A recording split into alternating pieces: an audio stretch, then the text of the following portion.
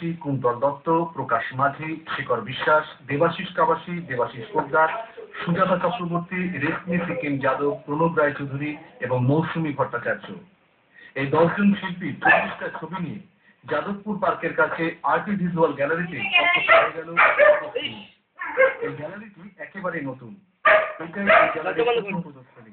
প্রদর্শনী সম্পর্কে জানিয়েছেন দেবাশিস পোদ্দার। এটা আমাদের যে গ্রুপটা এই গ্রুপটা তার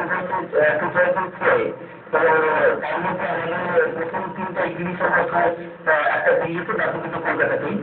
আর দিল্লিতে আছে আমাদের যেটা হচ্ছে কিরণ আর্ট গ্যালারি, ওখানে।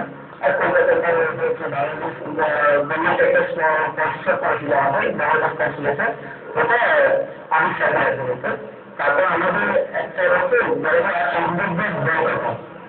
তারপরে ওই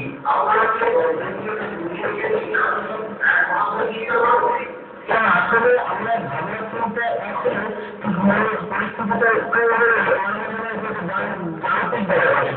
আমরা তো বিভিন্ন মানসিকতা একবারের থেকে একটা মানুষের বিভিন্ন ছবি বিভিন্ন মানুষ তৈরি করে, আমরা বিভিন্ন ধরনের মানুষ কেমনভাবে তাদের মনে রঙটা ফুটিয়ে একটা প্রয়াস তৈরি করতে পেরেছি। এটা হলো আমাদের বিষয়বস্তু।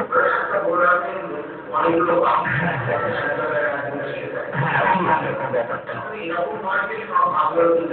আমি আধুনিক কবিতে দেখি তারপরে বিজ্ঞান সম্ভব